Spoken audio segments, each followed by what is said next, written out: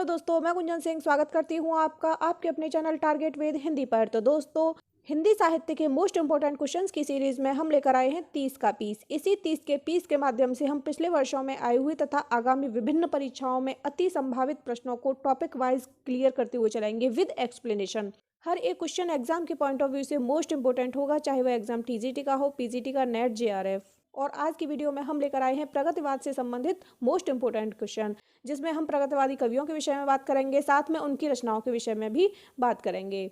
इस वीडियो को देखने के बाद आपका प्रगतिवाद से संबंधित कोई भी क्वेश्चन छूटेगा नहीं। वीडियो को पूरा अवश्य देखें और जिन्होंने हमारे चैनल को अभी तक सब्सक्राइब नहीं किया वो सब्सक्राइब करें, साथ में बेल आइकन के बटन को प्रेस अवश्य करें, जिससे हमारे आने वाली हर एक वीडियो का नोटिफिकेशन आपको मिल सके। तो चलिए बिना समय को व्यर्थ गवाए शुरू करते हैं। और आज का हमारा फर्स्ट क्वेश्चन है, हिंदी साहित्य में मार्क्सवादी चेतना की अभिव्यक्ति जिस काव्य धारा में देखने को मिलती है उस धारा को कहा जाता है। ऑप्शन है प्रगतिवाद, प्रयोगवाद, जनवाद या अकविता। तो दोस्तों 1935 से आगे कुछ वर्ष प्रगतिवाद युग के वर्ष हैं। प्रगतिवाद मार्क्सवादी दर्शन के आधार पर चलता है, जिसमें वर्ग चेतना की प्रधानता है। ऐसा समझना चाहिए दोस्तों कि राजनीति में जो मार्क्सवाद है, काव्य में वही प्रगतिवाद। प्रगतिवाद मार्क्सवाद का साहित्यिक संस्करण है। शुद्ध प्रगतिवादी कवियों के नाम की बात करें तो वह है नागार्जुन, केदारनाथ अग्रवाल, शिव मंगल सिंह सुमन और गजानन माधव मुक्तिबोध। ये सभी कवि आते हैं प्रगतिवाद में। इनकी रचनाओं के बारे में भी हम आगे बात करते चलेंगे। प्रगतिवादी कविता पर जैसे मार्क्स का प्रभाव है दोस्तों, वैसे प्रयोगवादी कविता पर फ्रायड का है। तो इसका सही आंसर हो जाएगा ऑप्शन नंबर ए, प्रगतिवाद। इसी क्रम में नेक्स्ट क्वेश्चन देख लेते हैं। प्रगतिवादी काव्य सृष्टि है। ऑप्शन है दार्शनिक, वर्ग चेतना प्रधान, वैयक्तिक यथार्थ या यथाशक्तिवादी। तो दोस्तों अभी डिस्कस किया था कि जो प्रगतिवाद है वह मार्क्सवादी दर्शन के आधार पर चलता है और इसमें वर्ग चेतना की प्रधानता होती है। तो इसका सही आंसर हो जाएगा ऑप्शन नंबर बी, वर्ग चेतना प्रधान। इसी क्रम में नेक्स्ट क्वेश्चन, द्वंद्वात्मक भौतिक विकासवाद किस काव्यधारा का आधार है। ऑप्शन है नई कविता, प्रगतिवाद, समानांतर कविता या इनमें से कोई नहीं। तो दोस्तों हम बात कर रहे हैं प्रगतिवाद की। तो प्रगतिवाद का उदय छायावाद के समाप्ति काल में सन 1936 के आसपास सामाजिक चेतना के साथ प्रारंभ हुआ। यह मार्क्सवादी दर्शन यानी कि द्वंद्वात्मक भौतिकवाद के आलोक में सामाजिक चेतना और भावबोध को अपना लक्ष्य बनाकर चला। जो ये राजनीतिक दास्ता थी, यह देश में एक और पूंजीवाद और सामंतवाद की शोषक शक्तियों को प्रश्रय दे रही थी, तो दूसरी ओर जन सामान्य के लिए गरीबी, अशिक्षा, असुविधा और अपमान की सृष्टि कर रही थी। साहित्य भी इससे प्रभावित हुआ, जिससे प्रगतिवादी साहित्य का आंदोलन प्रारंभ हुआ था। तो इसका सही आंसर हो जाएगा ऑप्शन नंबर बी, प्रगतिवाद। नेक्स्ट क्वेश्चन, प्रगतिशील लेखक संघ किस स्तर की संस्था है।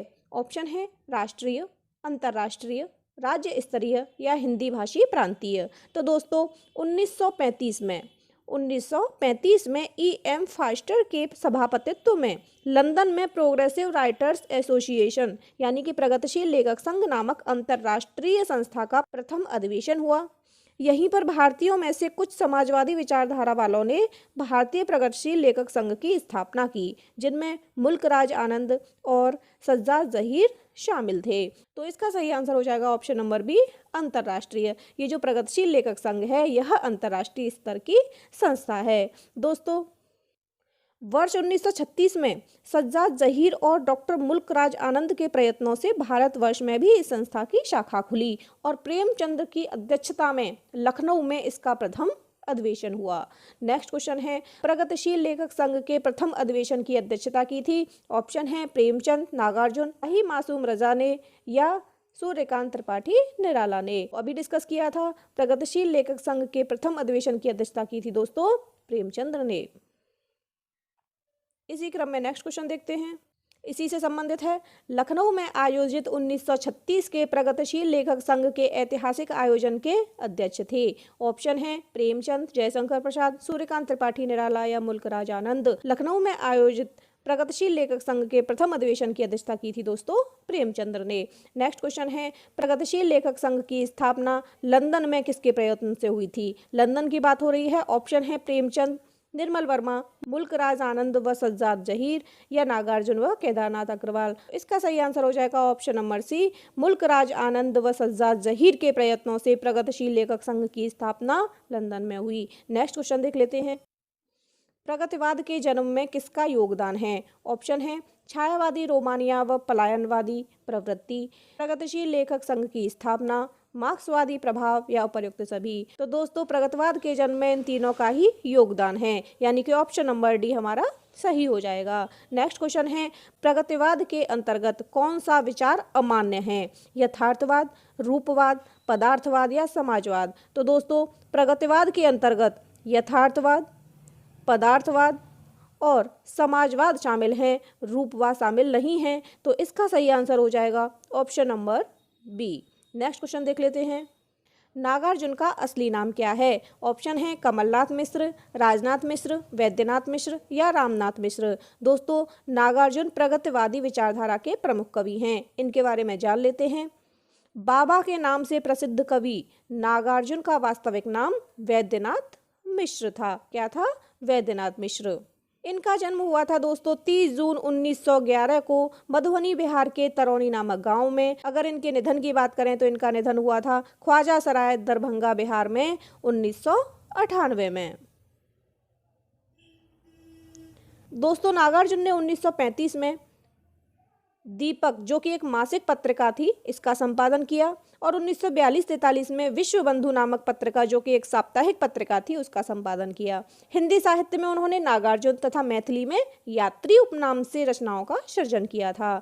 दोस्तों नागार्जुन ने संस्कृत और बांग्ला में भी काव्य रचना की और इन्हें साहित्य अकादमी पुरस्कार भी प्रदान किया गया पत्रहीन नग्न गाछ के लिए, जो कि एक मैथिली कविता संग्रह है। इसी क्रम में नेक्स्ट क्वेश्चन देख लेते हैं। नागार्जुन किस वर्ग के कवि हैं? अभी डिस्कस किया था। ऑप्शन है छायावादी, प्रगतिवादी, प्रयोगवादी या द्विवेदी युगीन। तो दोस्तों नागार्जुन है प्रगतिवादी वर्ग के कवि। नेक्स्ट क्वेश्चन देख लेते हैं। नागार्जुन की निम्नलिखित रचनाओं में से कौन सी खड़ी बोली हिंदी में नहीं लिखी गई? ऑप्शन है भस्मांकुर, पत्रहीन नग्नगाछ, युगधारा या सतरंगे पंखों वाली। तो दोस्तों इसका सही आंसर हो जाएगा ऑप्शन नंबर बी, पत्रहीन नग्नगाछ। अभी डिस्कस किया था, ये जो पत्रहीन नग्नगाछ है यह मैथिली कविता संग्रह है और इसके लिए इन्हें साहित्य अकादमी पुरस्कार से भी सम्मानित किया गया। नेक्स्ट क्वेश्चन है, कबीर के उपरांत हर विध्वंसकारी और जन विरोधी शक्ति को सर्वाधिक खुली चुनौती देने वाले साहित्यकार हैं। ऑप्शन है निराला, नागार्जुन, दिनकर या हरिऔध। तो दोस्तों नागार्जुन ने अपने समाज में व्याप्त समस्या तथा बुराइयों को जितनी गहराई और धमाकेदार से उठाया है उतना शायद कबीर के अलावा किसी ने नहीं उठाया है। नागार्जुन ने भ्रष्टाचार, अवसरवादिता जैसी सामाजिक कुरीतियों पर चोट की, राजनीति की गरिमा तथा लोकतंत्र के मायावी जाल को तार तार करते हुए उसके वास्तविक चेहरे को सामने लाते हैं। पूंजीपति वर्ग के शोषण और अत्याचारों का विरोध करते हैं तथा मजदूरों, किसानों और छात्रों के हित की बात को बड़े जोरदार ढंग से सामने रखते हैं। दोस्तों बाबा नागार्जुन एक सशक्त कवि होते हुए एक समाज सुधारक की भूमिका भी निभाते हैं। डॉक्टर नामवर सिंह ने उन्हें कबीर की परंपरा का कवि माना। इसका सही आंसर हो जाएगा ऑप्शन नंबर बी।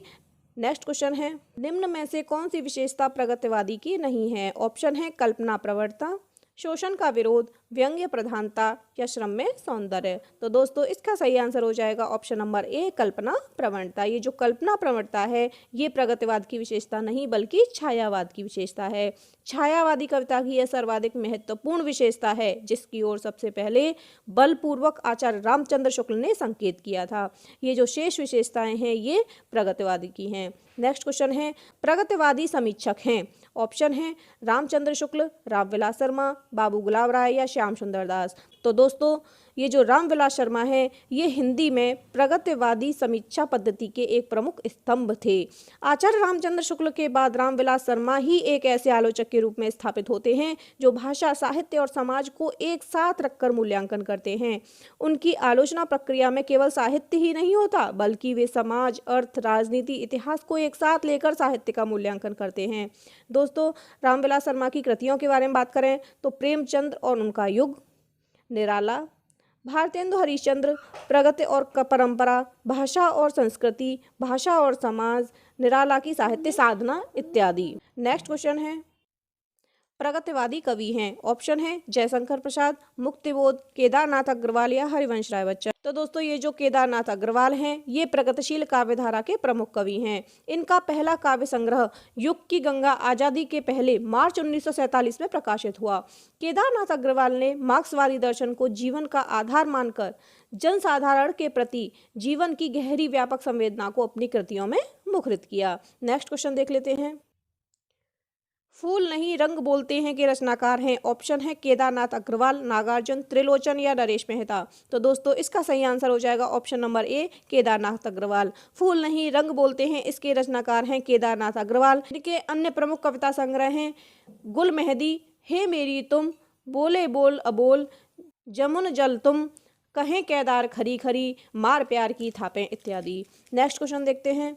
जमुन जल तुम काव्य के रचनाकार हैं? ऑप्शन है भवानी प्रसाद मिश्र, धूमिल, शिव मंगल सिंह या केदारनाथ अग्रवाल। तो अभी डिस्कस किया था ये जो कृति है यह किसकी है? यह है केदारनाथ अग्रवाल की। नेक्स्ट क्वेश्चन है।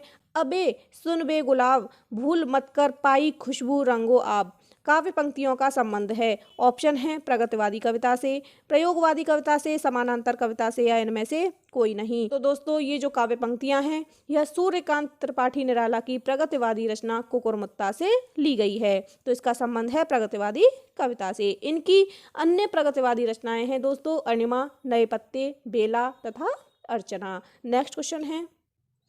प्रगतिवाद के प्रमुख कवि नहीं हैं? ऑप्शन है नागार्जुन, दिनकर, अज्ञेय या मुक्तिबोध। दोस्तों इसका सही आंसर हो जाएगा ऑप्शन नंबर सी, अज्ञेय, क्योंकि ये जो अज्ञेय हैं ये प्रगतिवाद के प्रमुख कवि नहीं बल्कि प्रयोगवाद एवं नई कविता को साहित्य जगत में प्रतिष्ठित करने वाले कवि हैं। बाकी नागार्जुन, दिनकर और मुक्तिबोध ये कवि हैं प्रगतिवाद के। नेक्स्ट क्वेश्चन है। निम्नलिखित में से किस लंबी कविता के रचयिता मुक्तिबोध हैं? ऑप्शन है पेशोला की प्रतिध्वनि, अंधेरे में, राम की शक्ति पूजा या असाध्य वीणा। तो दोस्तों इसका सही आंसर हो जाएगा ऑप्शन नंबर बी, अंधेरे में। अंधेरे में कविता के रचयिता हैं गजानन माधव मुक्तिबोध। अन्य काव्य संग्रह की बात करें तो चांद का मुंह टेढ़ा है, भूरी भूरी खाकधूल, अंतरदर्शन, आत्मसंवाद, ब्रह्म राक्षस, भूल गलती, चंबल की घाटी में इत्यादि। राम की शक्ति पूजा की बात करें तो यह निराला की है और असाध्य वीणा की बात करें तो यह अज्ञेय की लंबी कविता है। दोस्तों मुक्तिबोध की बात हो रही है तो मुक्तिबोध का पूरा नाम है गजानन माधव मुक्तिबोध। इनका जन्म हुआ था ग्वालियर मध्य प्रदेश के एक कस्बे में। ये अध्यापक, पत्रकार, विशिष्ट विचारक, कवि, कथाकार और समीक्षक के रूप में समादृत रहे। इन्होंने अंधेरे में कविता की लंबी व्याख्या करते हुए अस्मिता की खोज की बात उठाई है। यहाँ से भी क्वेश्चन बनता है कि अंधेरे में कविता में किसकी व्याख्या की गई है? तो इसमें अस्मिता की खोज की बात उठाई गई है। इसी क्रम में नेक्स्ट क्वेश्चन है। भूल गलती कविता के कवि हैं? ऑप्शन है नागार्जुन, केदारनाथ अग्रवाल, त्रिलोचन या मुक्तिबोध। तो दोस्तों अभी डिस्कस किया था भूल गलती कविता के कवि हैं गजानन माधव मुक्तिबोध। नेक्स्ट क्वेश्चन है। कामायनी एक पुनर्विचार नामक आलोचना ग्रंथ के लेखक हैं? ऑप्शन है रामस्वरूप चतुर्वेदी, रामविलास शर्मा, डॉक्टर नगेंद्र या गजानन माधव मुक्तिबोध। दोस्तों कामायनी एक पुनर्विचार नामक आलोचना ग्रंथ के लेखक हैं गजानन माधव मुक्तिबोध। मुक्तिबोध जी ने कामायनी एक अध्ययन नाम से आलोचना पुस्तक की पांडुलिपि तैयार की थी लेकिन वह प्रकाशित होकर बाजार में नहीं आ पाई। इसी पुस्तक को उन्होंने पुनः संशोधित परिवर्धित करके कामायनी एक पुनर्विचार 1961 के नाम से प्रकाशित कराया। नेक्स्ट क्वेश्चन है।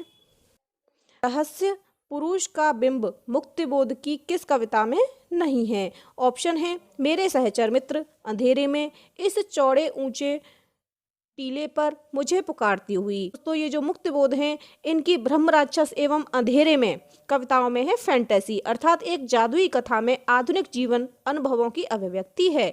इन कविताओं में गहरा मानसिक संघर्ष, तनाव तथा छटपटाहट है और इसका सही आंसर हो जाएगा ऑप्शन नंबर बी, अंधेरे में।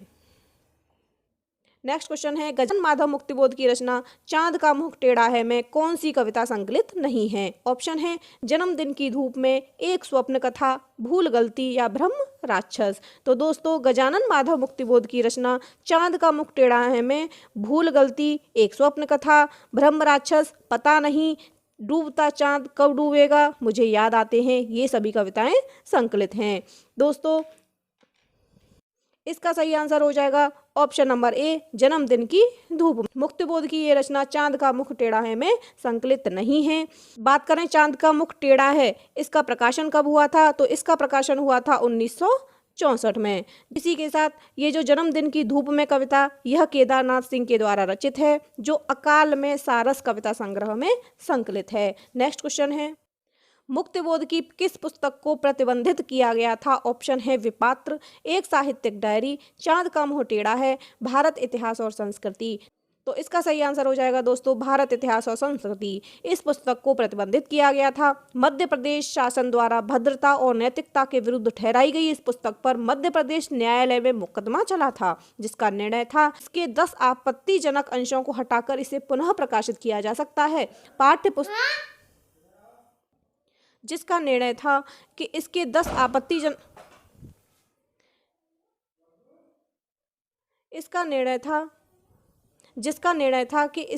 आपत्तिजनक अंशों को हटाकर इसे पुनः प्रकाशित किया जा सकता है।